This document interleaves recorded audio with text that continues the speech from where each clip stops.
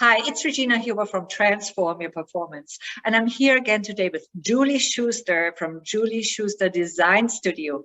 Hi, fabulous Julie, always lovely to see you and to learn from you. Welcome back to the show and welcome to everybody watching. So happy to be here, Regina. It's lovely to see you again. My goodness, it just seems like so long since we've been face to face, but this is almost as good. Absolutely, absolutely. At least we can see each other on video. That's already something. Yeah. So for those who didn't see episodes 1 and 2, I highly recommend you watch those as well to learn more about Julie and her studio, and also hit the subscribe button so you don't miss out on future videos that we might record about this or other topics. And other videos that I record all the time as well that can help you shift your career and accelerate your success while feeling happier at work and in your workspace. Again, very quickly introducing Julie, because we already did that in video number 1. She is a wellness designer. She is a huge expert in her area, and so many other things that we already mentioned, and her website is jlsdesignstudio.com. Julie, how can Feng Shui positively impact our energy and our energy level? What are your Feng Shui tips to keep our vibes high and our energy high? We all know, look, that energy comes in Sha-Qi and Sheng-Qi. Sheng-Qi is positive energy, upbeat energy. Sha-Qi is not quite so positive energy, or if we will, bad energy. The things that we want to do is use our Feng Shui to keep our positive energy up and to keep our energy high. In prior conversations that you and I have had, we've talked about the importance of color and introducing colors into our home office spaces that relate to the fire element, which is one of the 5 elements in 5-element theory that we talk about, are great ways to invigorate our living and working spaces. They keep us from feeling low. The other thing that they do is they help us when we're feeling either unseen or unheard. So these are things that relate to what we call our fame and reputation. This has to do with being able to project our most sincere self, the most positive self that we want to have reflected out onto the world. And they can be used, as I said, to create or increase productivity in the home office. They're also great for romance in the bedroom. So another correlation between work and play, but positive in both of those arenas.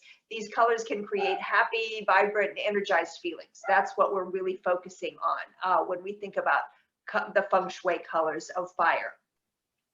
Just to kind of recap for you, those would be red, purple, they can be really bright pinks, in some cases strong yellows and oranges, which are oftentimes thought of as earth element, but particularly in the way that you're wearing it and showing it today, that can also be part of a fire element. So it depends on the context. A thing that we would want to avoid when we're thinking about keeping our energy levels high is the water element. Water element colors would be very dark blues and blacks, and what they're going to be doing is they're going to douse our fire. So we don't necessarily want to have that when we're trying to increase the energy level. They're great for other things and they're great in other circumstances, but not in this particular one. Wow, that's interesting. Okay. Another thing that's great for keeping and ramping up our energy is, great lighting. Let's have layered lighting. We don't want to have just one overhead light or just natural light from the windows. We want task lighting as well. We want to create layers of lighting to keep those energy levels high. Wow, that is really fascinating. I am such a fan of speaking about energy because I always say in business, you talk about visibility, right? I talk about visibility a lot in my work as well, and about business presence. And I like to say your energy speaks louder than your words. It impacts your business presence, your leadership presence, your executive presence. So it's also important in how we surround ourselves with energetic elements so that we can introduce that into our own beingness.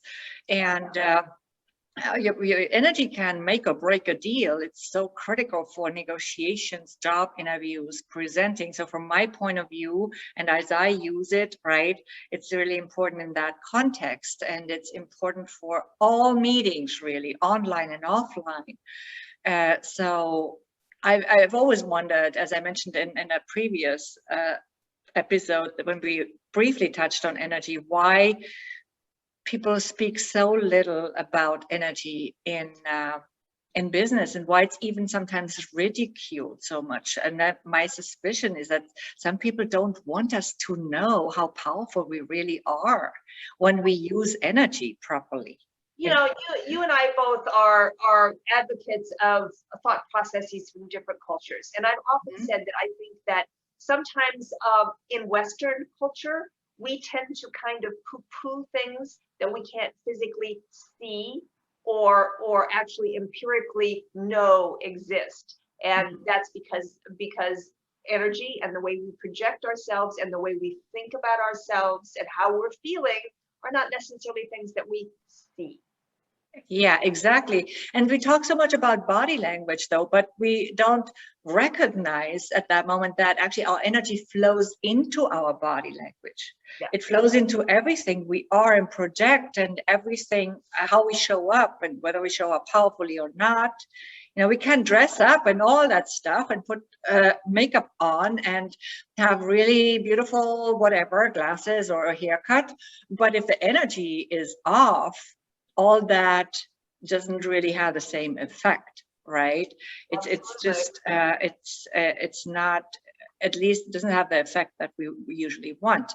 And I also speak a lot about how to prepare mentally, physically, and energetically for challenging business situations, such as speaking, presentations, and all of that, the way we show up today here. And I put those tips and suggestions into my book, Speak Up, Stand Out, and Shine, where I share some simple and effective tools as well that can help us with energy and related aspects, right? Yeah, well, this is amazing. And also the elements. I find that so fascinating, Julie.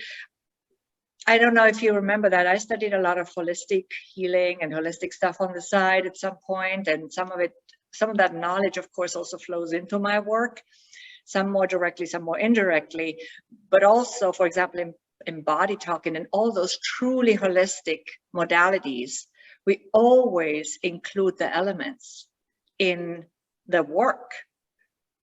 Yes, sometimes more directly and sometimes more through the way we do things. Yeah. Wherever possible, any insight that a client that I'm working with wants to give me about themselves, and it may actually be simply as simple as their month, day, and year of birth. We talk about how to incorporate and personalize the spaces to the people that are going to be living with them. And if I can incorporate their primary elements into the spaces that we design and that they live in, I'm only going to be able to create more effectively spaces that nurture and support them. So there you go. That's absolutely the case. Yeah, absolutely. Yeah, this is a fascinating topic. We could be here talking all day about this, I feel.